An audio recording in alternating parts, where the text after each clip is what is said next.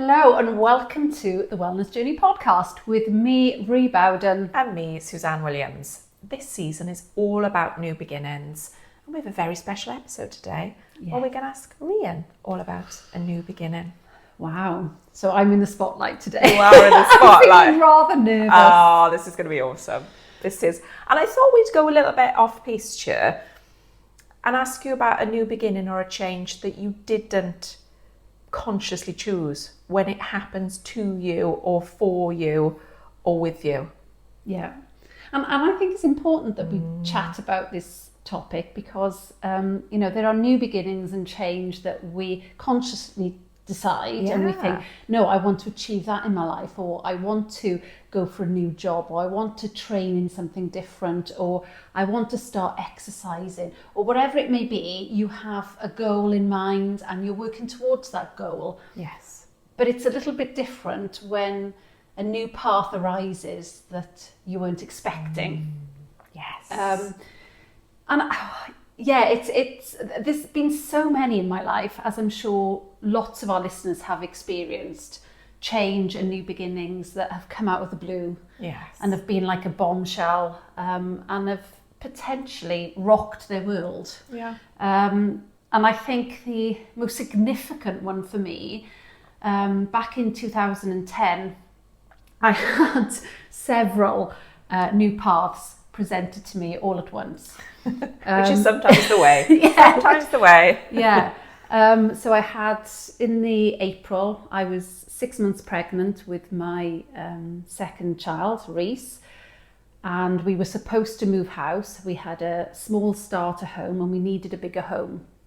So we had planned on moving house. Everything was all happening. And the Friday before everything was going to happen on the Monday, the others pulled out. So we didn't want to lose our house sale. So we carried on with selling our house and we were homeless. So homeless with my son Harry would have been 18 months or 7, no, even younger than that actually. He would have, maybe about 16 months old and then being pregnant. So we found ourselves living with parents, desperately trying to find a new home to live in. Yeah, and then Reese was born then in the June, whilst we were still living with my parents. We found a new home. We moved into that house in the July. And then in the September then, my marriage broke down and I found myself as a single parent with the 2 young children. And then in the October, I was actually given 3 months notice from Esporta, so where my business was. So I had a physiotherapy clinic and had been up and running for 7 years and had been renting a space in a health club. And they gave me 3 months notice to actually get out. So within that very short space of time, I had new paths presented to me, one after the other. So I think, when you are presented with something that you haven't chosen and it's chosen for you, the biggest thing initially is just to process that. Yes. Because it's very hard to welcome that change when it's at the time, when it's something that you didn't want to happen. No. And it's very hard to do that. So what were your coping mechanisms then? How did you cope with all of this change in a very short period of time? Yeah, well, looking back, maybe not at the time. Yeah, well, I didn't have tools and skills back then that I have now. Yeah. That was the turning point in my life. So I started my wellness journey then because I hit rock bottom at that point. Dealing with all those big life changes all at once put me into severe depression and anxiety, and I really struggled to get through the day at that time. I was getting through not even each hour, every minute. I was taking every minute by minute, and I had to block out. So in a way, through survival mode, I actually found mindfulness. Yeah, that's often the way though, isn't it? Yeah. The rock bottom. Which I didn't realise that's what I was doing at the time until I went and trained in mindfulness later on and realised the benefits of it. But at that time, I had to be in the moment and just take each minute by each minute. And can I survive this minute? Can I survive the next? Yes. And what can I do? So really, that was the biggest tool I had at that time to get through that period. A good tool. Yeah. And then I did go and seek some help as well, some professional help, and I had some counselling and some talking therapy at that time to try and process what was going on, because I guess all these emotions that I had within me of anger, hate, frustration, all the biggies, guilt, shame, all these big emotions that were there, I didn't have the time to process them because I just had to get through the day. I had to do what I needed to do practically for my kids to be well and healthy, make sure they were fed and clothed. Make sure they survived. Yeah, make sure they survived each day. And for me, I would give myself a pat on the back every night if I put them to bed and they were safe. It was like, I have done my job today. And that's a beautiful tool. Praise, self-feedback, biofeedback. What a good tool. Yeah. And it could have been that day that I didn't achieve anything that maybe I wanted to achieve.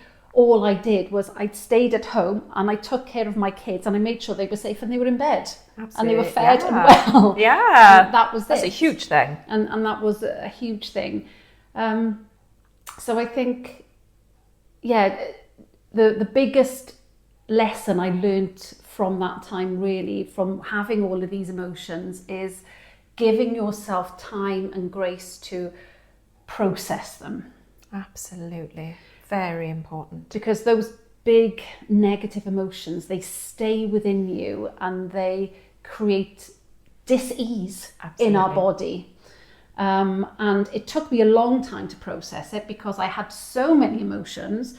But because day to day I had to just survive and get through the day, and do what I needed to do for my kids, for my business, for my new home, and find my way as a single parent, find my way. I was a business owner. I was the only owner as well. It was on me to relocate and find new premises. So I had to sort of put everything in a box. And I only really opened that box maybe 18 months, 2 years down the line. Because when I was able to. And that's very important, isn't it? You need space to process very big emotions. Massively important.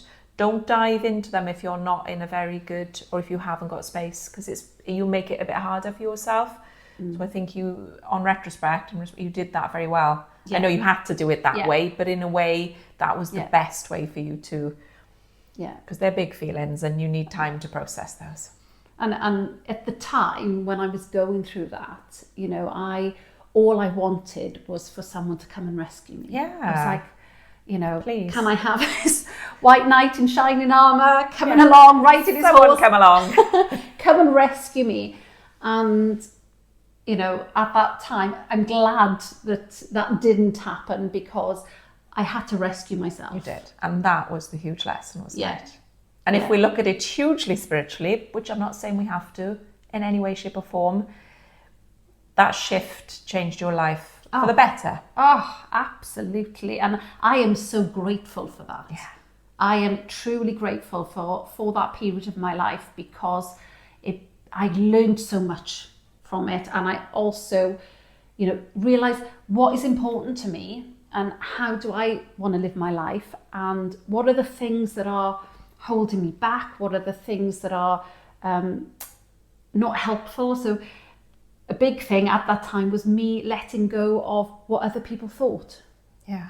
I was so consumed with how, just trying to survive, that in that moment, I just decided I'm not going to care what anyone thinks anymore because the most important thing is me and my kids and us getting through this and being well and being healthy. And I cannot think if people are gossiping about me and talking about me and having opinions about me. So in that moment, I just decided to change that. And that actually was quite life-changing. Yeah. Just stop putting other people's opinions, above my own. Yeah. And letting giving them more shape your importance. life. Yeah. Yes. Yeah, because I would make decisions based on what people are going to think of me, or what is expected of and lots me. of us do.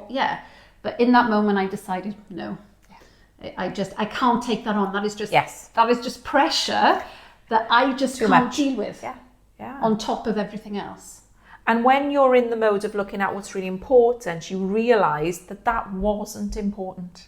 That never ever was, never ever will be. And it's when life does this big thing to us or with us that we see those things, don't we? Yeah. We let go of the things that don't serve us, which is very important.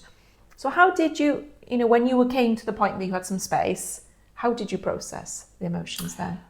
So use various different methods. As I said, with talking therapy, that was my first experience of like CBT. So I used that to process, and along with CBT, some of the exercises I were given was to journal and to write things and to reflect. So that reflection process of, why I'm noticing how I'm feeling. Why am I feeling like this?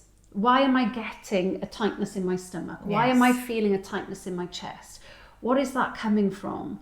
And so writing it all down and reflecting on it, I was able then to realize, okay, that's what's happening. Now I can let it go. Now I can reframe it. Yes. In my mind. And so, it gets stored as something different rather than there was a lot of anxiety back then, and I would feel anxious and not even know why I was feeling anxious. But there were triggers there that I was not aware of. So Absolutely. my subconscious was aware of all these triggers, but I wasn't consciously aware of it. So through that sort of reflection, journaling, CBD, I was able to understand myself a lot more, my emotions and my triggers. And that's really how I ended up getting, out of that anxious state. So whereas the anxious state was the norm for me, I would wake up and I would feel like that, all day. And I would even get up and have panic attacks in the night. I would have terrors and night terrors and panic attacks. So that processing and almost like rewiring my brain to go, no, hang on, you had that trigger, that thing happened to you, but look at all the times the awful thing didn't happen. Yeah. So let's reflect and bring the positive. So that was hugely beneficial. Awareness is huge. There's a quote by Matt Haig that says, unless you accept that the mountain is there, you cannot get over it. So unless you accept, this is why I feel this way, you can't get through it. As soon as you accept, there's the mountain, okay, I can get over it. Yeah. So that's really important as part of a mindful journey, wellness journey, CBT, any sort of journey. You have to accept the elephant in the room. Yeah. And most of us spend quite a lot of our lives, there's no elephant, I'm not acknowledging it. Yeah. It's there, accept it. Yeah. It's not as scary as you think. Yeah. And I think, you're talking about acceptance now. That was a huge part of the journey as well. Because when something happens to you that you didn't want and it is not your choice and you're powerless really to it happening, sometimes you're in denial or try to pretend it's not happening or that, That's the protection mechanism, isn't it? And so I think accepting of what is, no matter how painful it is, and I had to spend so many occasions just crying deeply and grieving for, and being angry about, this is not what I want, this is not what I planned, why is this happening to me, and being in that and really letting those emotions come in and go. And I don't think, whilst those emotions were still there of, no, I don't want this, and that resistance was happening. Is huge, So I needed to let that go before I could really accept, okay, this is my new path. Yeah. It's different. This is the new journey. It's not what I planned, but I'm now going to embrace it and figure out what's on that path. Yeah. What is on that path for me, and how can I make this path joyful rather than being fearful and resisting the path. It's almost like somebody's shoving you down the path and you're going, no, I'm not doing it, I'm not doing it, I'm not doing it. Yeah. But now it's like, no, let's go down there. And I don't know, I can't see around the corner. I don't know what's going to happen, but I'm excited to see what is there. Yeah. Rather than fearful. But I do feel that, you know, letting go, accepting is a big part of that journey when you're faced with a new beginning that wasn't your choice. Yeah. And I feel that, you know, the big important part of this as well is that there is always a lesson that you can use in the biggest. There is. I know that might not feel nice. There is a lesson. And the amazing, I'll shorten it, the amazing story of Pandora's box, isn't it? When Pandora opened the box, there was rage, frustration, grief, horror, hate. And just when she thought the game was over, out came hope. And that's the lesson. The lesson is what from this can move me along my path. And that's fantastic. Yeah, so thank you for sharing that. I just want to say with hope, what you've just mentioned there, hope was also huge in my journey, knowing that actually, you know, things will change, things will get better. Absolutely. It is not always going to feel like this. No. And as long as I take those baby steps towards the direction I want to go, it doesn't matter how long I get there, as long as I'm taking a step in the right direction and knowing that something better is out there. Yeah, and in spiritual terms, A Course in Miracles, hope is a conduit for miracles. Hope is where the change happens. So we always set an intention for the week ahead, or maybe an affirmation. And because this is your story here, Rhian, can you link an intention or an affirmation from this that may help others who are feeling, I'm there right now, I'm in that place? Yeah. I think maybe acceptance of where you are right now. So if you are holding on to any resistance because of, you know, a new change that wasn't what you'd hoped for or wasn't in your plan, acceptance of just where I am right now. I accept myself. Yeah, I accept myself and I accept the present moment. The present moment. And yeah, I like that. I accept this moment, accept where I am. It takes away the heaviness and the resistance. So thank you. That was an awesome one. I really, really enjoyed that. And if you liked it as well, please subscribe, share, tag us in your stories. We want to ripple out this message to as many people as we can.